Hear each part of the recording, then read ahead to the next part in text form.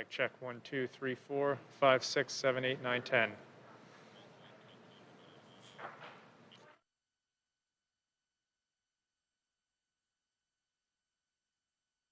3, 4, 5, 6, 7, 8, 9, 10. 10, 9, 8, 7, 6, 5, 4, 3, 2, 1.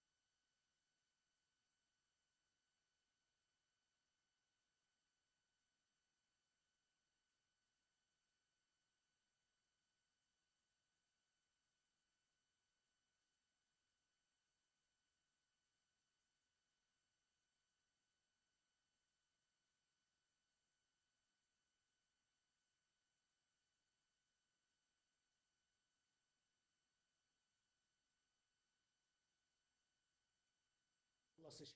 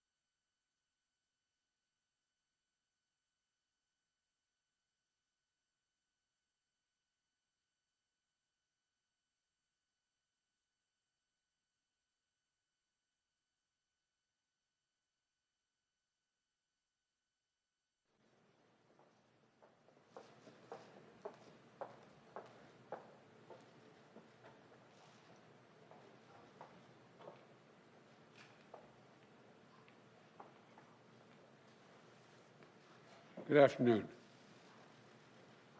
Before I begin, let me just say two things. One, when this is all over, I'll take questions when we finish today's announcements. But let me begin by expressing my deep sympathy for the family of Capitol Officer Sicknick, who has died in the line of duty. Our sympathies and our concerns go out to his family, and the people responsible should be held accountable, and they will be. But today I'm pleased to announce the latest members of our economic team. And with their announcement, I'm proud to announce we have finished naming our cabinet, saving the best for last year. 24 outstanding women and men who will get our country moving again, and who are going to restore trust in our government again, and all of whom are ready on day one to do their job. This is a cabinet that I promised you, and I've fulfilled that promise, that looks like America. It taps into the full range of talent we have in our nation, and we have immense talent. It's a historic cabinet. This will be the first cabinet ever that is evenly composed with as many women as men in the cabinet. This will be the first cabinet ever with a majority of people of color occupying this cabinet.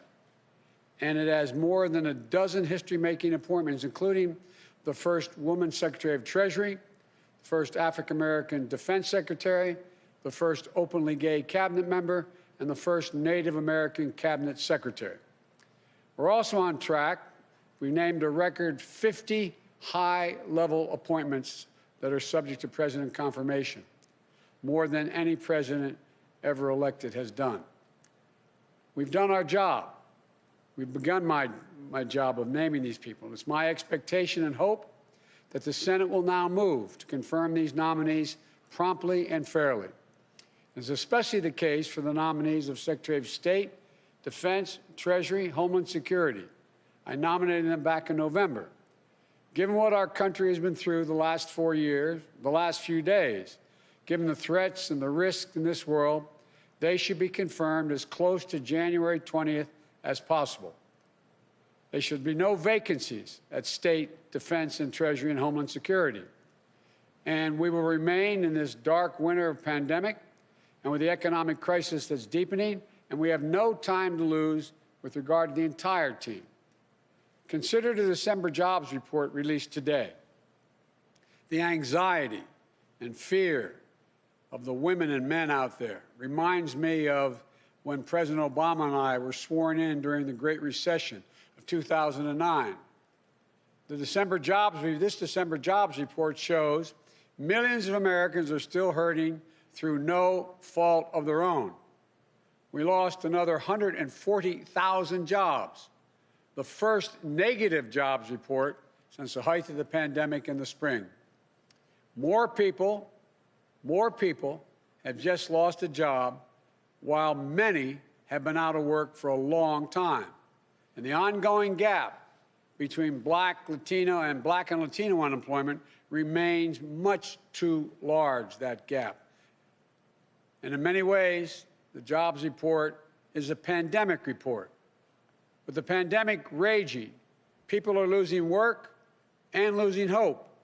The hospital industry, restaurant and bars lost more than 372,000 jobs.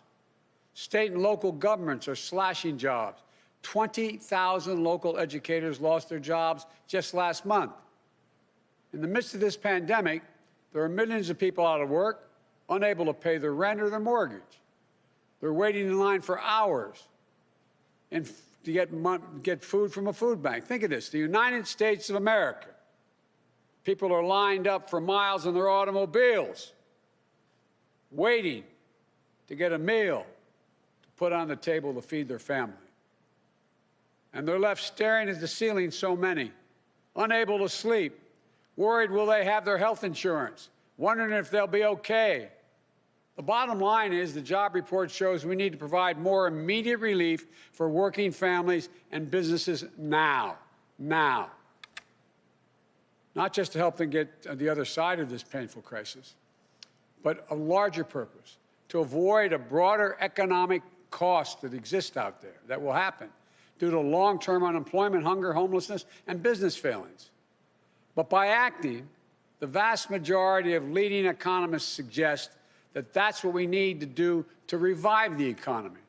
In fact, economic research confirms that with conditions like the crisis today, especially with such low interest rates, taking immediate action, even with deficit finance, is going to help the economy, long-term and short-term, reduce scarring in the workforce, increase growth, and reduce our national debt burden.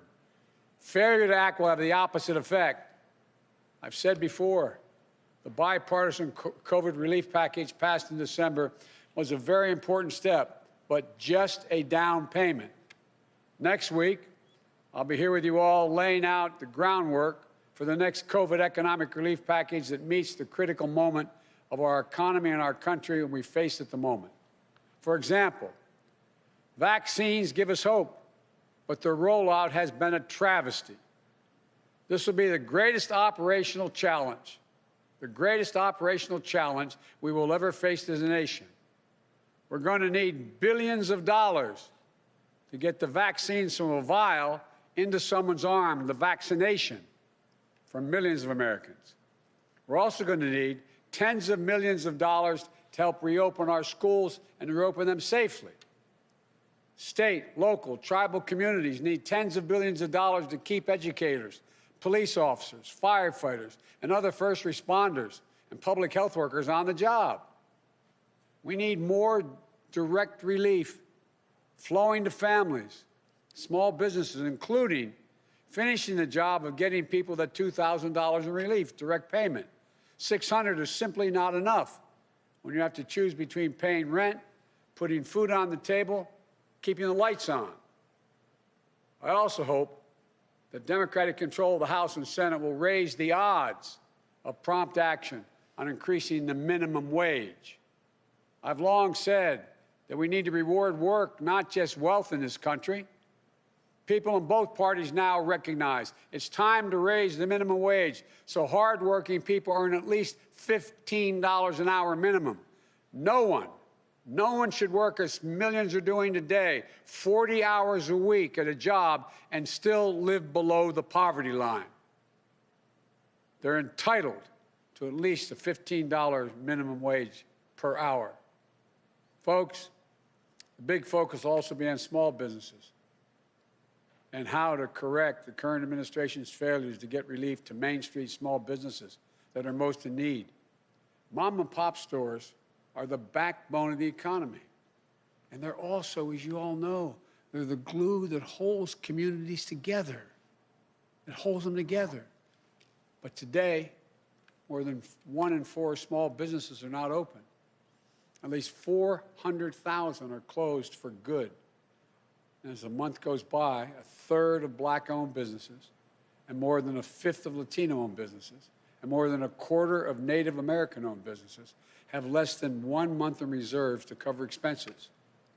Previous rounds of economic relief last year helped millions of small businesses stay afloat and keep employees in the payroll. But there were clear problems. Black and brown-owned small businesses had less access to that relief. Mom and pop shops were often the last in line, while big, well-connected businesses jumped in front of the line and got more relief and got it faster. And at every turn, this administration, the Trump administration, has undermined accountability for every tax dollar spent, weakening oversight, firing inspector generals. So it's no surprise an independent watchdog found that tens of thousands of ineligible companies receive relief they should not have, including from fraud and abuse, siphoning off support for their very small businesses that that need it so badly. But the good news is that the relief package passed last month provides additional aid to small business and workers. But as I said from the beginning, the need to make sure that relief and future relief reaches everyone who needs it, we need to do more. These relief dollars will start to flow quickly, potentially while the current administration is still in office. And they may send out money that they won't have any control over. But for what we have to need control over, I want to be very clear what my priorities are for distributing this emergency aid swiftly and equitably. Our focus will be on small businesses on Main Street that aren't wealthy and well-connected, that are facing real economic hardships through no fault of their own. Our priority will be Black, Latino, Asian, and Native American-owned small businesses, women-owned businesses, and finally, having equal access to resources needed to reopen and rebuild. But we're going to make a concerted effort to help small businesses in low-income communities, in big cities, small towns, rural communities that have faced systemic barriers to relief. Think of the mom and pop owner with a couple of employees who can't pick up the phone and call the banker, who doesn't have a lawyer, an accountant, to help them through this complicated process, to know if they're even qualified, or who simply didn't know where this relief was available in the first place. We went through this, Don, when we were trying to we brought Detroit back off its knees. And as we saw in this morning's job report, restaurants, bars, and hospitality industry have been slammed by this virus. We're going to direct relief to those businesses and others that have been so badly hit the hardest. We owe them that support to help them get through the other side of this crisis. And I promise you, we will investigate and prosecute waste and fraud in these programs so the money goes to the companies that deserve it, and we use it to help their employees and their communities. When my president, President Obama, asked me to implement the Recovery Act, along with Don, who helped me a great deal, we invested more than $800 billion in our economy to help recover and rebuild in less than 2/3 of 1% waste, fraud, or abuse occurred. We know how to do this. We know how important predictability and clarity are to small businesses. From day one, this administration worked to ensure that small businesses and financial institutions in every community understand the rules for these programs, resources available to them, where they can turn for technical assistance if they need it. We will have navigators who help guide them through each step of this process until the money they need is in their bank account.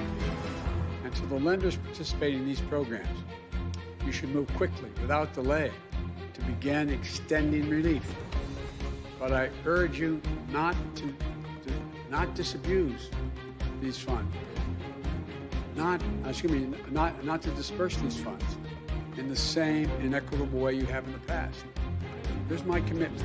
In return, we'll make our expectations of you crystal clear, banks, so that you can quickly and equitably deliver relief to the communities that you serve, unlike what's been happening in many places.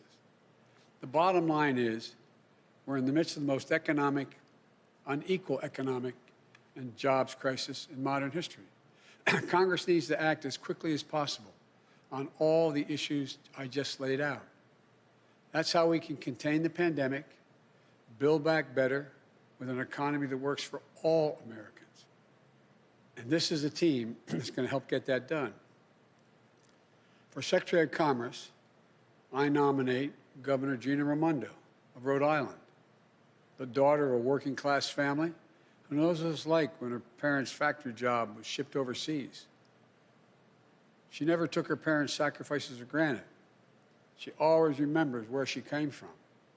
She became a successful entrepreneur who created jobs on Main Street and brought businesses back from the edge. She became a state treasurer who invested in local communities and took on financial predators. And today, she's one of the most effective, forward-thinking governors in the United States of America, the first woman ever to lead the ocean state.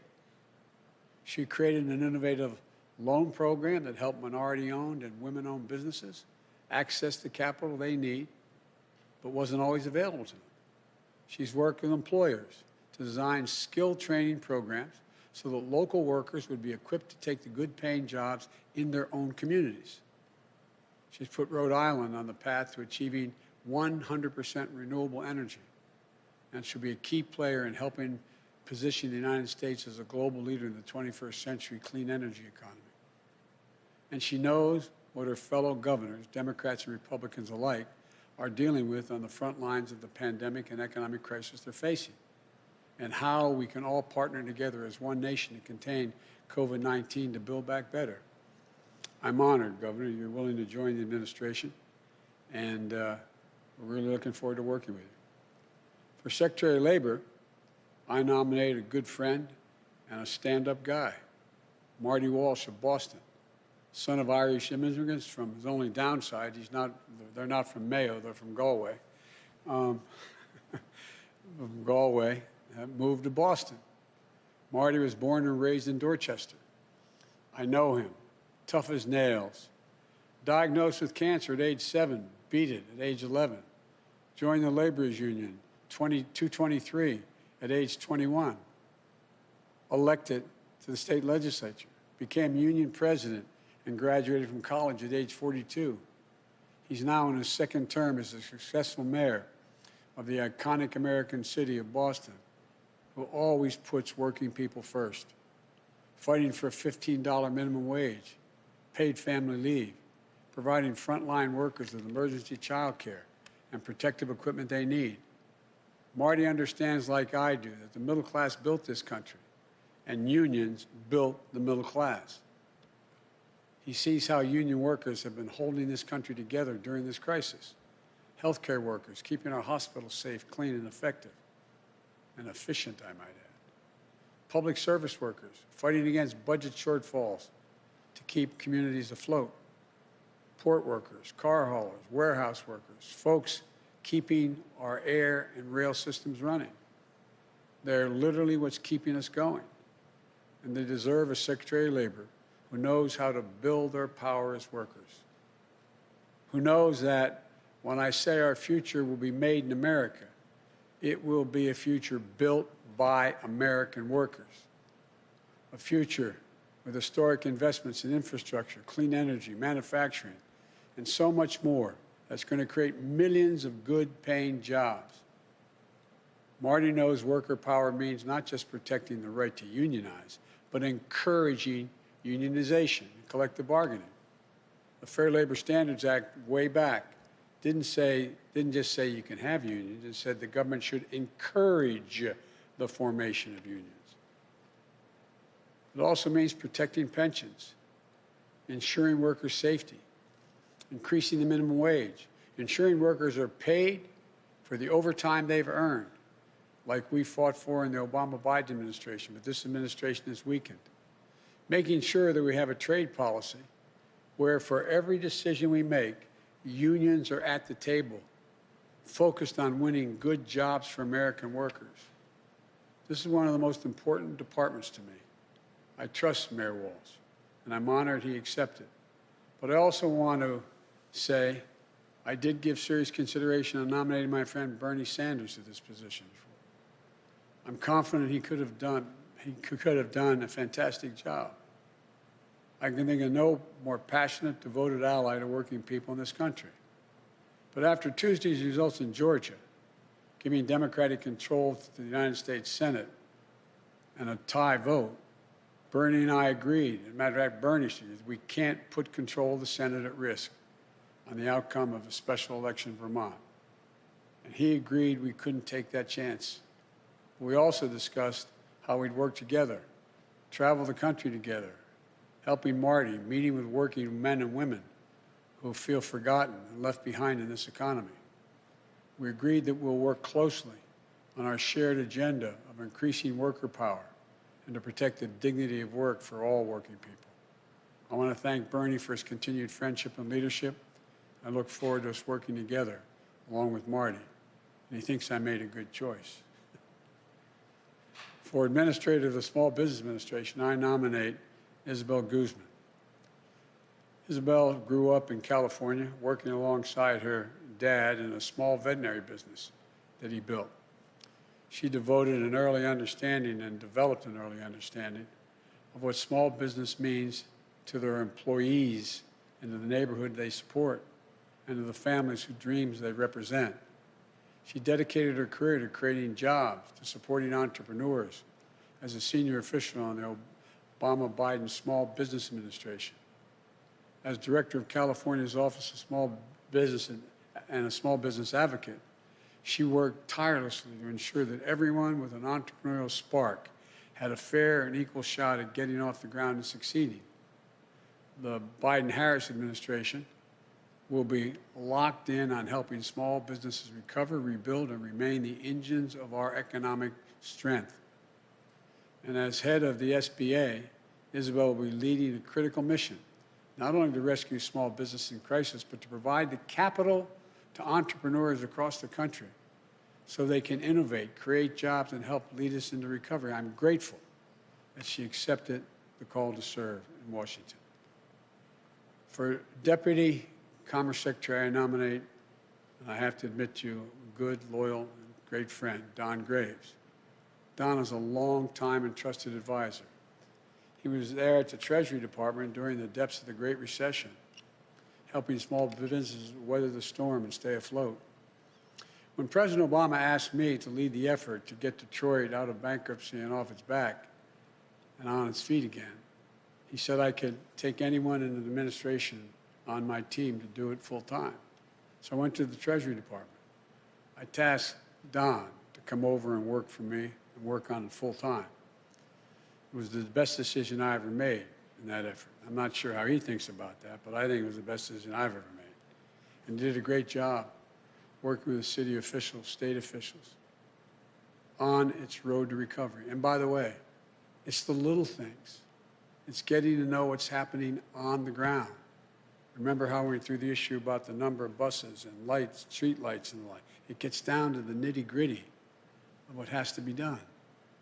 We found out that Detroit had a lot of qualified people, but during the Great Recession, almost everyone who knew how to program anything left. So when we finally got it back on its feet again, we found out there wasn't anybody left to know how to turn on the street lights, literally, run the sewer department. So we went out and we got an outfit to come in, and we said, find us some high-tech people. They came back, what was it, 53, 55 people. They all happened to be women. Most were minority. None had more than a high school degree, and a quarter of them only had a GED. And I remember even our very liberal friends, we told them we were doing this, they said, oh, I'm not going to do this. Well, guess what? In a 14-week program, they were taught how to program. They were taught how to do it all. They ended up putting the city back on its feet. Every one of them left after that time because we went to the graduation. The lowest starting salary, if my recollection is correct, was $49,000. The highest, $104,000. Point is, give people a chance. Americans can do anything given a shot. It also helped me lead our national strategy to equip workers with the skills they need for good-paying jobs in the 21st century in healthcare, IT, clean energy, advanced manufacturing, and so much more. He was there to help me launch the National Cancer Moonshot and marshal the full resources of the federal government to help end cancer as we know it. A cancer survivor himself, diagnosed and treated while he was working on this for me.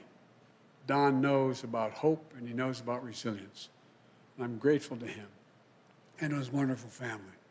for once again answering the call to serve. I want to thank you all. Thank your families. And I don't want to embarrass them, but there's one guy up in the gallery here, Tommy, who's my buddy, who is the son of the governor. Thanks, Tommy, for supporting Mom doing this.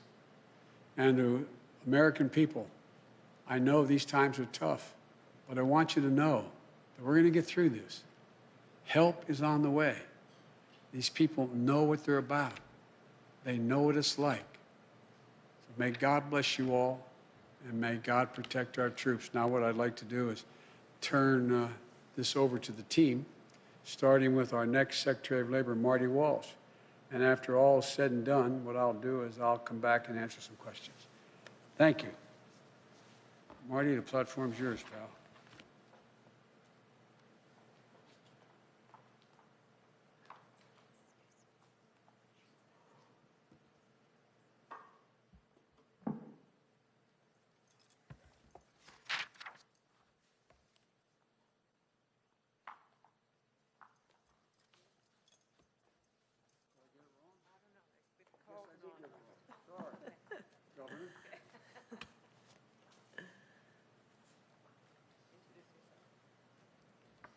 Thank you. Good afternoon. Good afternoon. Mr. President-elect, Madam Vice President-elect, thank you for this chance to work for the American people. I want to begin by thanking my amazing family, my wonderful husband, Andy, my daughter, Cece, my son, Tommy, who's here in the balcony. Thank you for your endless love and support. We'll do this as a family. The mission of the Commerce Department is a very simple one: to help spur good-paying jobs, to empower entrepreneurs to innovate and grow, to come together with working families and American businesses to create new opportunities for all of us. It's a simple but vital mission. It's the same mission that's driven my own life and the path of my family across generations. My grandfather was 14 years old when he came to this country. He got on a boat by himself at 14 years old from Italy. He came to America in search of new possibilities. He taught himself English late at night in the Providence Public Library. The library was open late at night. He started a family, and the first chapter of our family's new American story. And my father was the son of another Italian immigrant, a butcher who helped found the Meat Cutters Union in Rhode Island, which is now the UFCW local in Rhode Island. And after serving in the Navy and going to college on the GI Bill, my father went to work in manufacturing, spending most of his career at the Bulova Watch Factory in Providence. Now, I was the youngest of 3 kids, and there were 6 of us, including my grandfather, all in a small house, sharing one bathroom. Now, we didn't have a lot, but we had everything that we needed.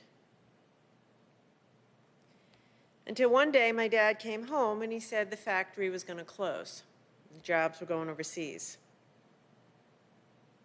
And so after 28 years of dedicated work, he was pushed unceremoniously into early retirement in his mid-50s. I have to tell you, it was a very difficult time for my family. And like so many American families across this country today, we had to cut back to make it through. But my mom kept our family together, and we did get through. And I went on to college, And I started to chase my own dream of starting a business and creating jobs for hardworking people. Because I knew exactly what those jobs would mean. What those jobs would mean for families who had fallen on hard times, for communities where the factory had shut down, and for a state that needed a shot in the arm to get back on its feet. When I announced my run for governor, Rhode Island was in the midst of an 8-month streak as the state with the highest unemployment rate in the nation.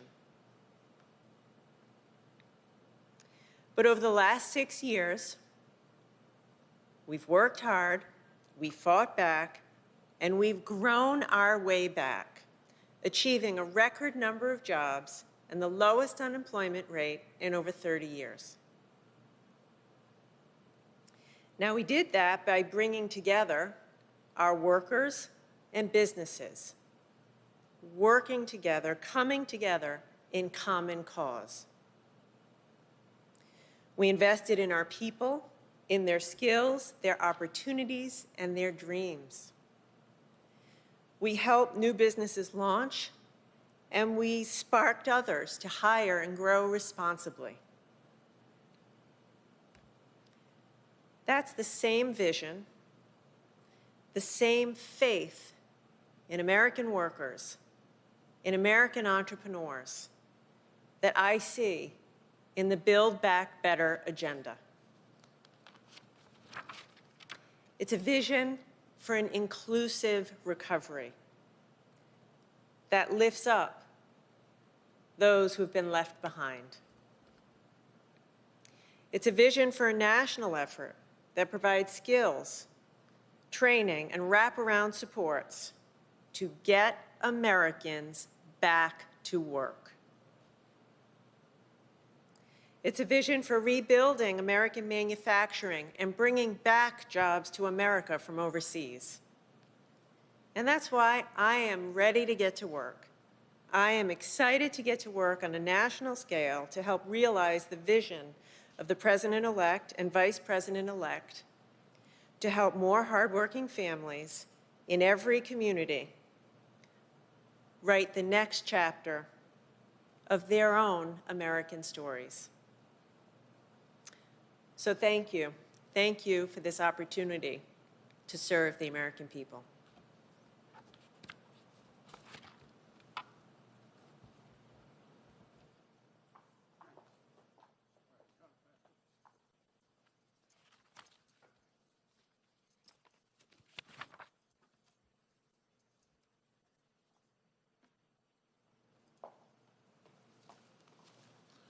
Thank you, Governor Raimondo, and I look forward to working with you in my role as well.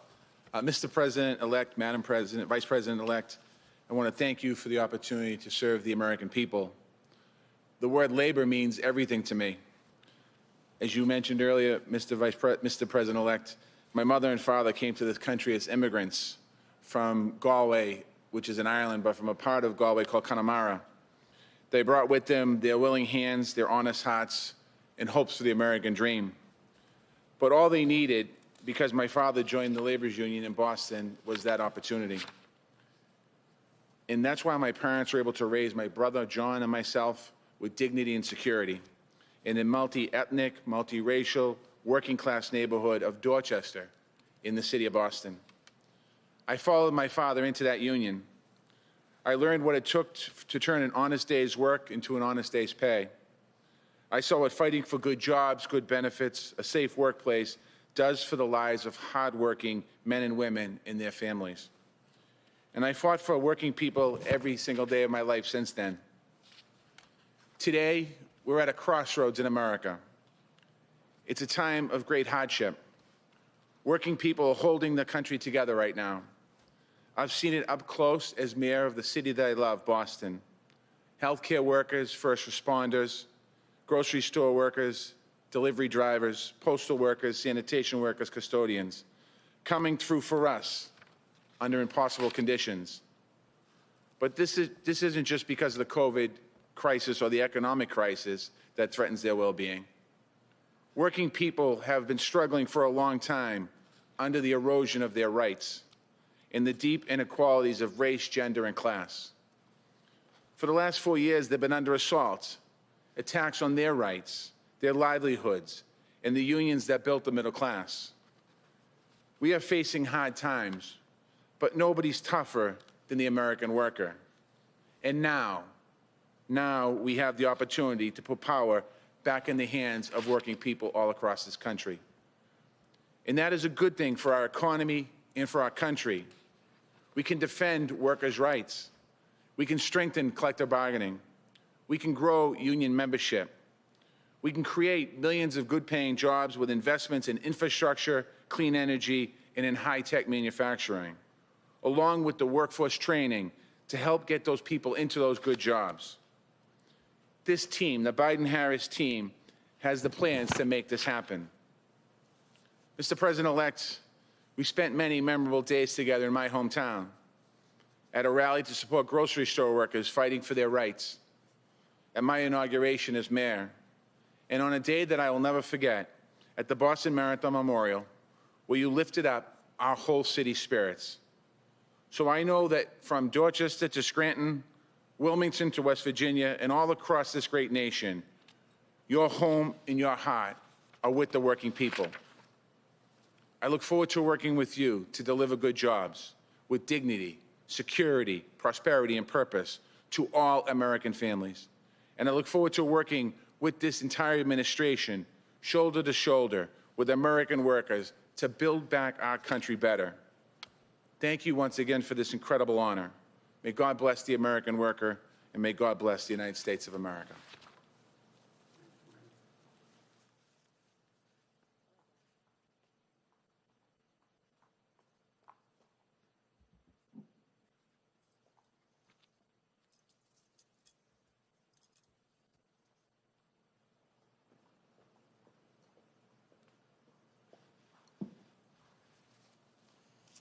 Good afternoon.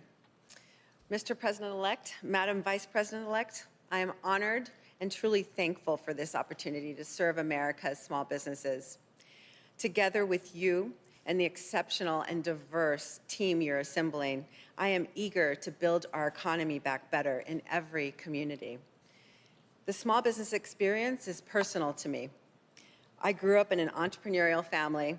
My father started his first veterinary hospital when I was 1 year old, and I recall early childhood memories of tagging along with him to the hospitals to check on the animals under his care. As I grew older, I worked alongside my dad at the family business and witnessed his dedication to his clients, his employees, and the community. I saw him spending endless hours wearing multiple hats, tirelessly working to learn more and grow the business. Those memories have defined my career and really inspired my work, still today. Along my own path, I have partnered to start businesses, and I have helped entrepreneurs launch and grow their firms. I have advised a startup minority-owned bank, and I have co-founded a consulting firm for small business contractors. At the U.S. Small Business Administration, I was honored to help make a difference on a national scale. I formed a deep passion for the SBA's work, providing loans, investments, contracts, and counseling to help entrepreneurs start and grow and spur job creation. Today, as California's small business advocate, I support the small businesses and innovative startups of the 5th largest economy in the world, focusing on ensuring the economy works for everyone, as that's how we thrive together. Now, I'm honored to return to the SBA at a crossroads moment for small businesses, the dreams they embody, the people they lift up, and the communities they serve. So many small businesses across the country have been devastated by the pandemic and economic crisis. A disproportionate impact has fallen, as it often does, on our businesses owned by people of color. Small businesses have had to adapt quickly to survive and chase down relief while facing closures, drops in revenues, shrinking cash flow, and increasing debt. I know you believe wholeheartedly, Mr. President-elect and Madam Vice President-elect, that all of our small businesses are critical to our collective success as a nation. Their American dreams fuel our economy, bring new ideas to transform our lives for the better, and enliven every main street in America. And now more than ever, our small businesses need us. I share your commitment to help strengthen the many small business owners who have seen their dreams and their livelihoods impacted by COVID-19, and to create opportunities and instill greater equity in all of the new startups that will lead us to recovery. I am excited to get to work with the incredible mission-driven civil servants at the SBA to help America's small business owners build better futures for their families and their communities. And I am grateful for this opportunity to serve. Thank you so much.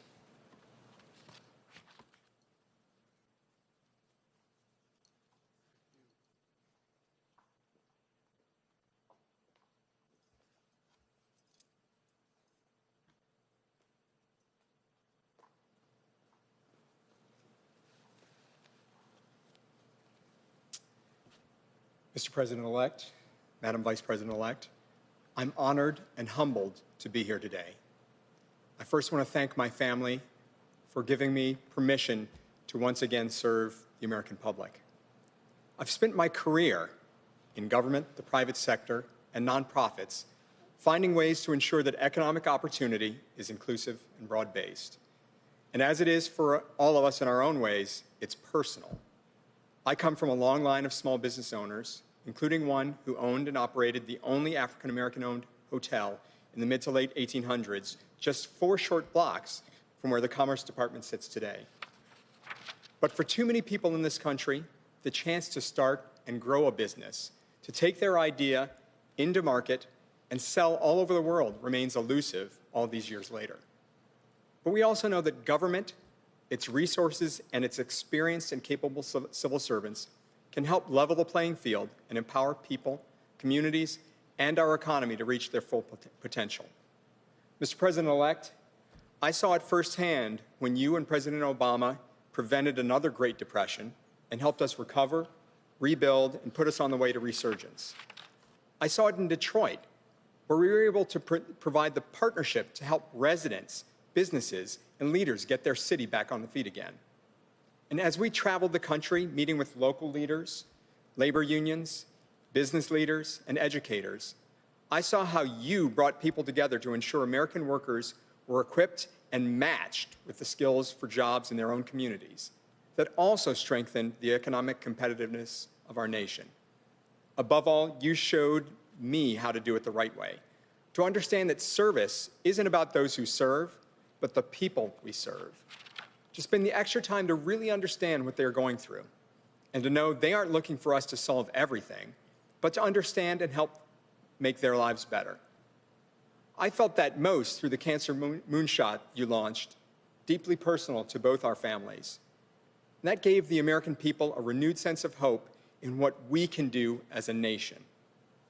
With Governor Raimondo, Mayor Walsh, Isabel, and the entire economic team, we will govern by that high standard that you and the Vice President-elect continue to show, to revive the economy through the pandemic and build it back better, to advance racial equity across the board and to meet the existential threat of climate change with American jobs and ingenuity. With your leadership, I know this administration will provide the American people the support they need to thrive and the opportunity to turn their hopes into lives of dignity and the respect they deserve. Thank you again for the opportunity to serve.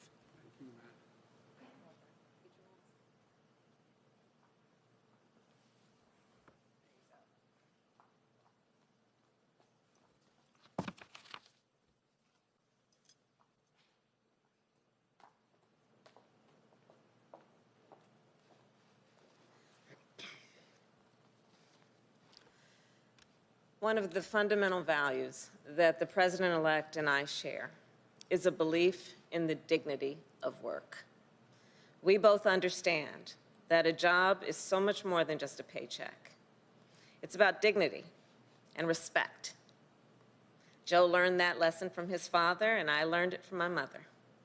My mother taught me, in her words and in her actions, that no matter how you earn a living, whether you're a caregiver or a truck driver, a grocery store clerk, or a small business owner, every job has inherent value and worth. And every worker, everywhere, has a right to earn a living wage, work in safe and healthy conditions, and pursue a better life for themselves and their family. We also know that right now, the dignity of an honest day's work and the financial stability of a steady income are out of reach for millions of Americans. The December jobs report makes that very clear. Food banks, as the president-elect has said, are being strained, trying to feed people who've had to worry for the first time in their lives about where they can find their next meal. Essential workers, like the nurses Joe and I called over the holidays, continue to risk their own health and the health of their families for all of us. Small business owners, from restaurants to barbershops to dry cleaners, they're hurting. And let's be clear, those who run America's small businesses, they're not just business leaders, they are civic leaders. They are community leaders. They're the ones who sponsor the Little League team and scholarships for local kids and all kinds of local causes and activities. They're the ones who are role models in their communities. And we've got to do right by them. So first and foremost, as the president-elect has said, we will provide more immediate relief. We must, for working families and businesses now. And even as we address our immediate crises, even as we work to contain this pandemic and open our economy responsibly, we must also do what President-elect Biden and I have pledged to do. We must build our economy back better so that it lifts up everyone, no matter what you do for a living or where you live, whether it's in a small town, a big city, or anywhere in between. And that means providing access to capital for small business owners, the economic engines of our neighborhoods, so that they can create the jobs that are in our communities and help our communities thrive. It means making sure we're equipping workers with the skills they need for the jobs of the future, and making sure our entrepreneurs and businesses continue to out-innovate and out-compete the rest of the world. And it means protecting and expanding workers' rights by fighting for a higher minimum wage and paid leave, safe and healthy workplaces, and stronger unions.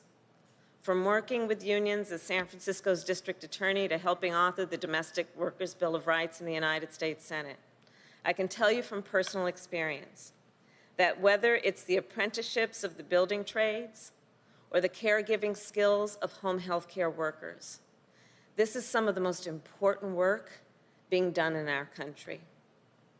The president-elect and I know that, and so does this team we are announcing today. These are leaders, and I've worked with many of them, who together with the rest of our economic team will help create millions of good-paying union jobs and build an economy that is stronger and fairer for working people. They are seasoned public servants with track records of not only standing up for workers and unions, but creating and spurring innovation and creating opportunities for small business owners. And like President-elect Biden and I, they will fight to honor the dignity of work. The president-elect and I share a vision of America where opportunity is within reach for all the people, where everyone can see a better and a brighter future for themselves and for their children. With the leadership of these public servants and our entire economic team, we will get to work building that America less than 2 weeks from today. Thank you so very much, Mr. President-elect. Thank you.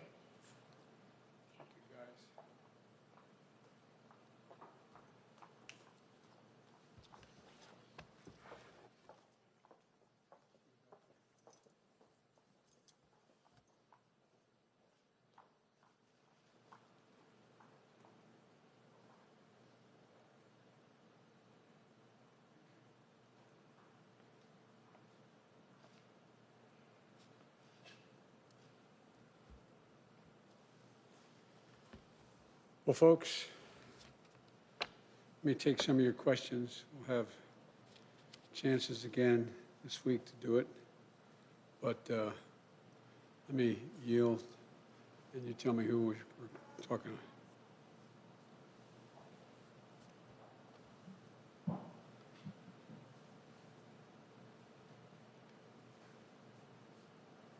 Mr. President-elect, while we have been here, as you've been announcing your economic team, we've learned that House Democrats are currently planning to introduce articles of impeachment against President Trump as soon as Monday. At that point, it'll be just a little over a week before the president leaves office. Do you believe this is a good idea?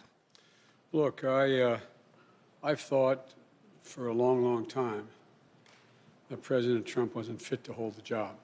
That's why I ran. And my job now, in 12 days, God willing, I'll be President of the United States of America. And I'm focused on the urgency of 3 immediate concerns. 1, the virus, getting under control, getting the vaccine from a vial into people's arms. I think the way it's being done now has been very, very sad. Number 2, we've had 4,000 deaths. 4,000 deaths yesterday. And things continue to rise, to escalate. That's my number 1 concern, to get the virus under control. We lost over 125,000 jobs this last month, and people are really, really, really in desperate shape. And so I'm focused on the virus, the vaccine, and economic growth. What the Congress decides to do is for them to decide. But I'm going to have to, and they're going to have to be ready to hit the ground running, because when Kamala and I are sworn in, we're going to be introducing immediately significant pieces of legislation to deal with the virus, deal with the economy, and deal with economic growth. So we're going to do our job, and the Congress can decide how to proceed with theirs. But if a Democratic member of Congress were to call and ask for your advice about whether they should proceed with this, what would you tell them? I'd tell them that's a decision for the Congress to make. I'm focused on my job.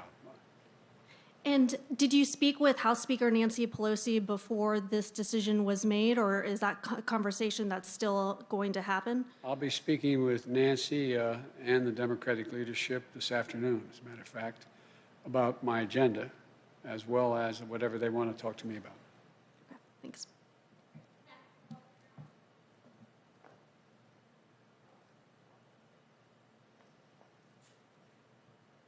Thanks, Mr. President-elect.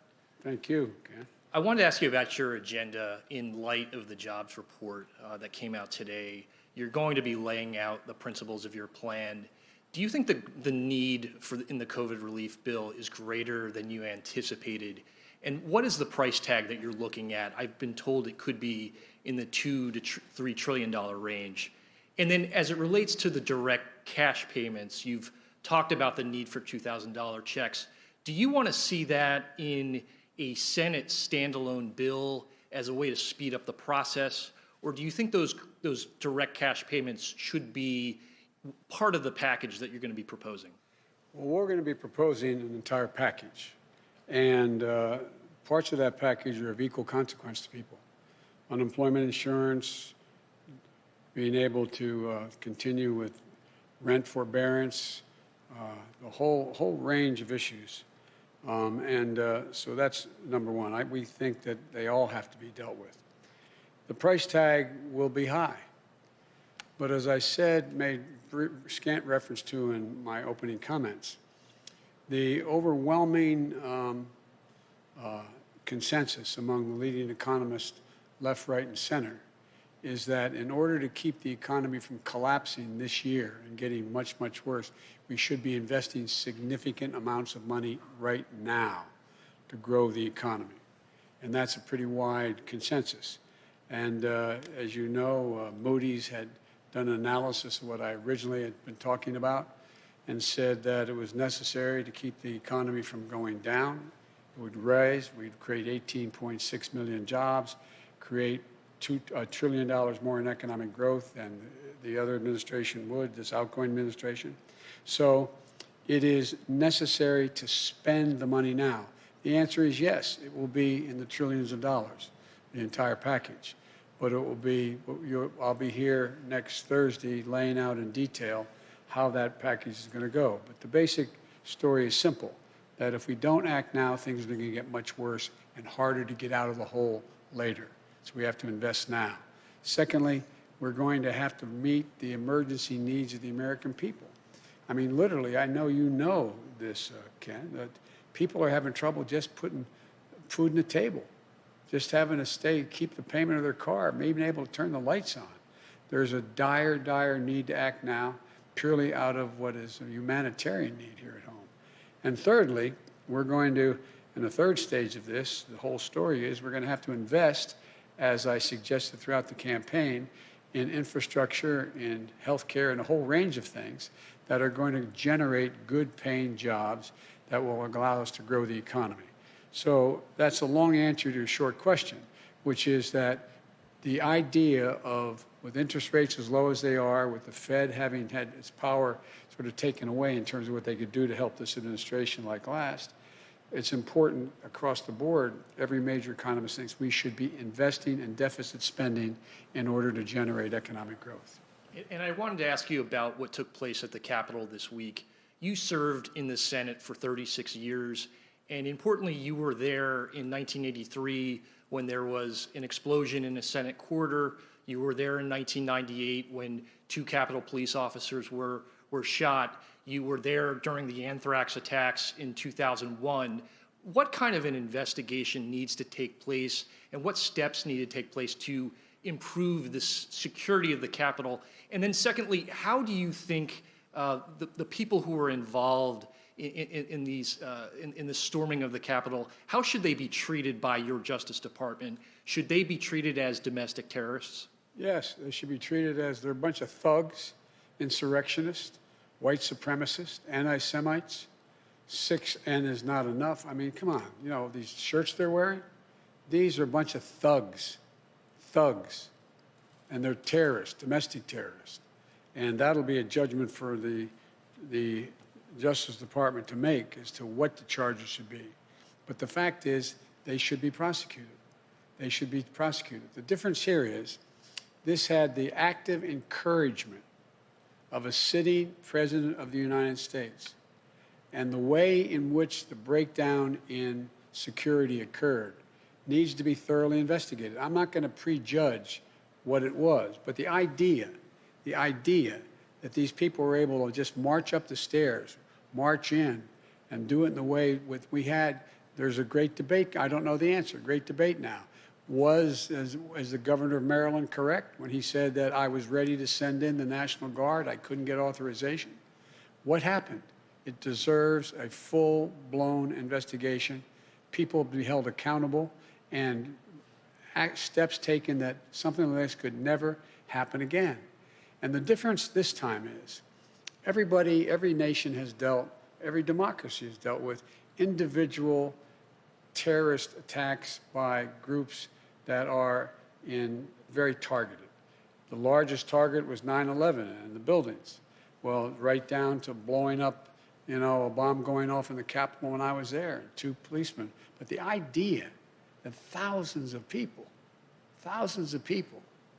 could be marching up the steps of the United States Capitol, breaking windows, breaking doors, forcing their way in, stepping aside. And the photographs of, well, I don't know what the circumstances, the photograph of it looked like you had some of the Capitol Police taking selfies with these people. That has to be thoroughly investigated. The authorities responsible have to be held accountable for the failures that occurred, and we have to make sure that this could never, ever happen again. The damage done to our reputation around the world by a president of the United States encouraging a mob. This reminded me more of states I've visited over the 100 countries I've gone to, in third tin horn dictatorships. It just cannot be sustained, has to be immediately investigated in depth, and people have to be held accountable. And lastly, do you think you need to change any of the planning for your inauguration as a result of this? Totally different entity is in charge of the inauguration that was in charge of protecting the Capitol, the Secret Service. I have great confidence in the Secret Service. I have great confidence in their ability to make sure that the inauguration goes off safely, and goes off without a hitch. So it's a different. So I have confidence in what is going in the planning that's been underway before this, and continues with the Secret Service as the lead agency. Thank you. Thank you.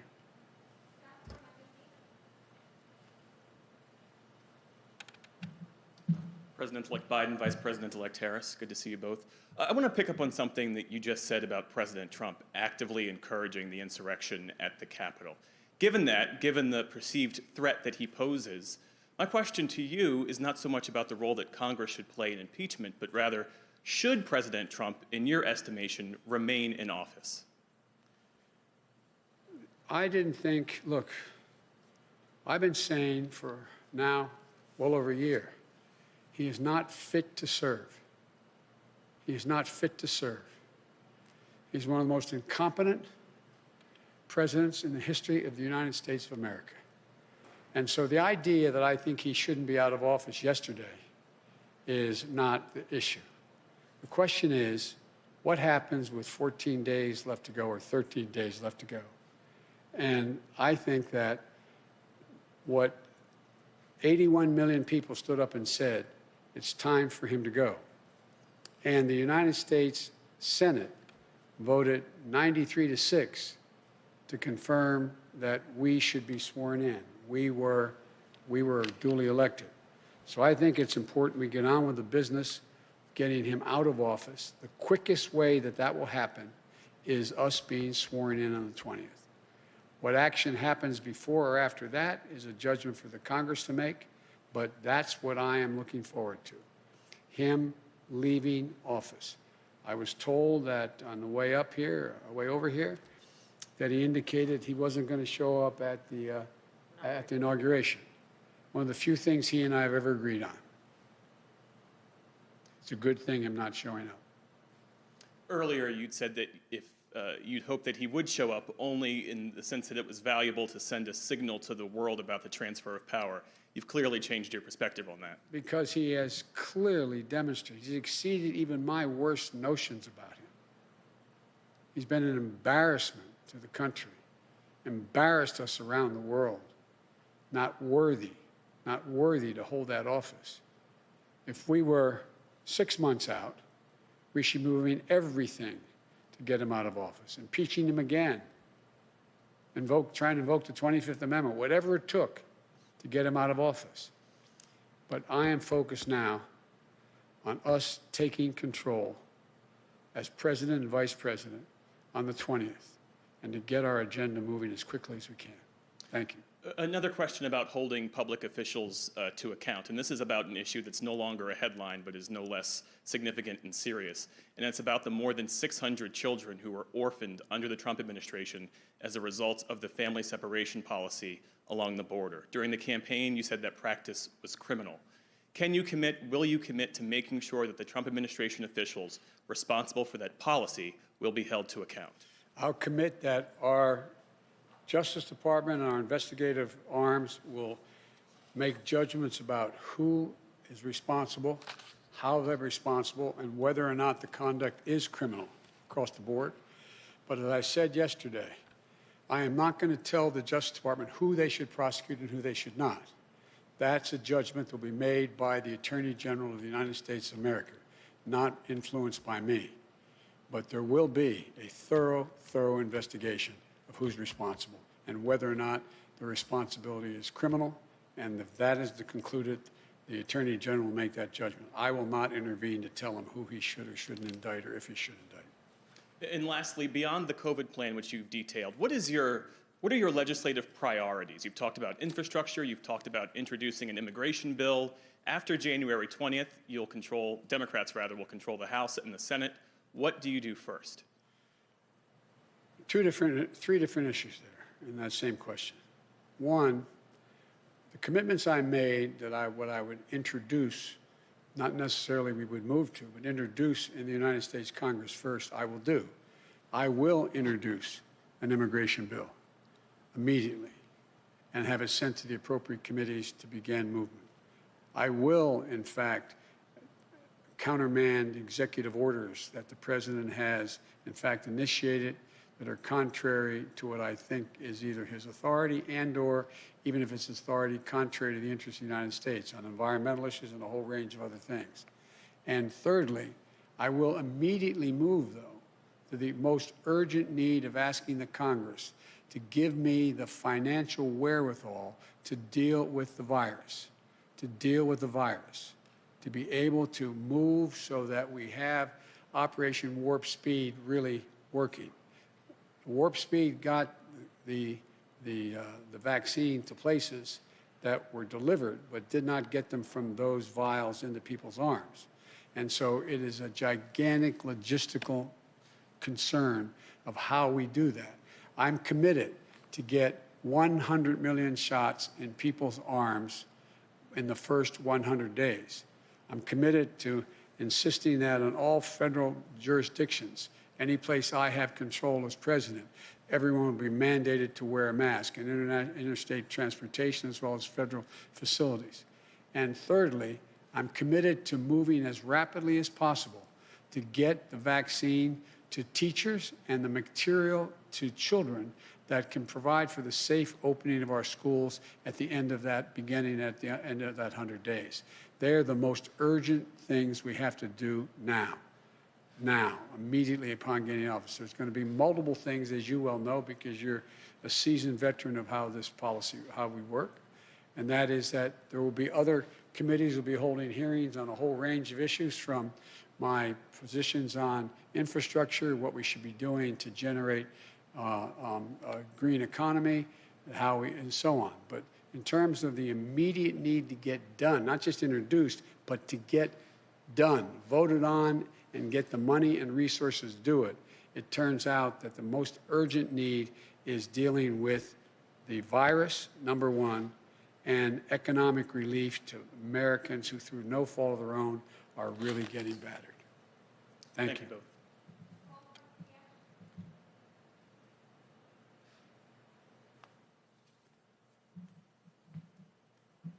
Thank you, Mr. President-elect and Madam Vice President-elect. I want to follow up with respect to what you just said about the inauguration and that it's a good thing that the President is not coming. But what about the Vice President, Mike Pence? He's welcome.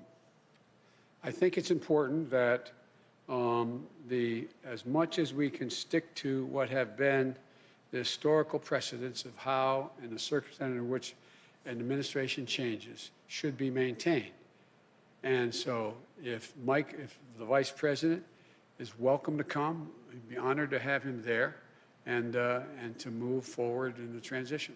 Have you spoken to him at all? No, I haven't. And you have called for unity and healing in this country. But after the events of Wednesday, does that make your job easier or harder? I think it makes my job easier, quite frankly.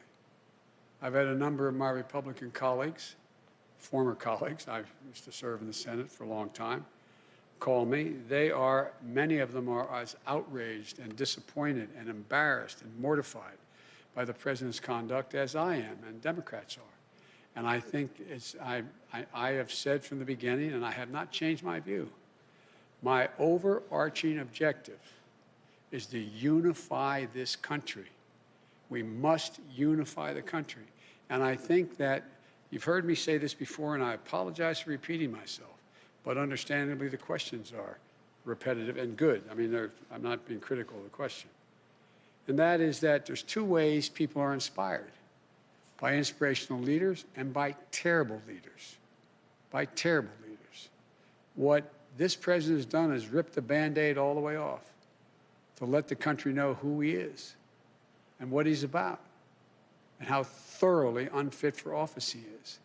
And you see already a number of Republicans. I was so proud. I know we're on opposite sides. I'll get criticized from some of the people in my party for saying this, but I've worked very hard with and against the former, soon-to-be former Majority Leader, Mitch McConnell. I thought what he said on the floor of the United States Senate was, in fact, the right thing to do. He stood up. He's ashamed. I spoke with a guy I have enormous respect for, and I ran against him, Mitt Romney. I spoke to Mitt this morning again. This is a man of enormous integrity, who lives his faith. There are so many more, but there's others who should be ashamed of themselves. But they make up a minority of the Republican Party. This isn't about Republican, Democrat anymore. This is about people who understand what this country's about and the things we have to agree on and move together on. I just think that if you look at it, speaking to some of my Republican colleagues, and I've spoken to a number of them over the last month since we've been elected, through recently as the day in which this god-awful debacle was taking place up on the Hill. And I think they understand that they're going to have to, we need a Republican Party. We need an opposition that's principled and strong. And I think you're going to see them going through this idea of what constitutes a Republican Party. And to hear some of my colleagues, Republican colleagues, talk about how shameful it is of the way Ted Cruz and others are dealing with this, how they're responsible as well for what happened. Do you think some of them should resign? Should Senator Cruz or Senator Hawley resign? I think they should be just flat beaten the next time they run. I think the American public has a real good, clear look at who they are. They're part of the big lie. The big lie. I was being reminded by a friend of mine, and maybe you were with me, I can't recall, when we were told that, you know, Goebbels and the great lie, you keep repeating the lie, repeating the lie. Well, there was a print that when Dresden was bombed, firebombed, there were 250 people that were killed, or was it 2,500 people were killed? And Goebbels said, no, 25,000 or 250,000 were killed. And our papers printed that. Our papers printed it. It's the big lie. People will know it's one thing for one man, one woman, to repeat the lie over and over and over again. By the way, Trump said that before he ran. If you say it enough, I'm going to convince you. I'll say it enough. The press is bad, the press is bad, the press is bad, the press is bad. If he's the only one saying it, that's one thing. But the acolytes that follow him, like Cruz and others, they are as responsible as he is. And so it's not about whether or not they get impeached. It's about whether or not they can continue to hold power because of the disgust the American people have for their actions. There are decent people out there who actually believe these lies because they've heard it again and again. I was with a friend of mine who's a medical doctor telling me that his neighbor said to him, he lives in another state, his neighbor's a good person, said, but you know, doc, this is true. There's a lot of chicanery that went on in this election. He said, tell me what? Well, I just know there was. They say it is. They say it is. This is a human condition. You say it and say it and say it and say it. The degree to which it becomes corrosive is in direct proportion to the number of people who say it. And so it's interesting to me, and I was pleased to hear some of the more prominent Republicans say to me that the Ted Cruzes of the world are as responsible in terms of people believing the lies as, not as responsible, but similarly responsible like Trump. But they didn't say, go to the Capitol, I'll be with you, follow. That's a different story. Thank you. Thank you. Thank you all very, very much. Appreciate it. Thank you.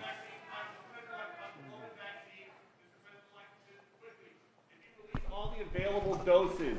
Can you guarantee that everybody can get their second shot on time? The answer is I'll be talking about that on Friday. On Friday? On Thursday. On Thursday?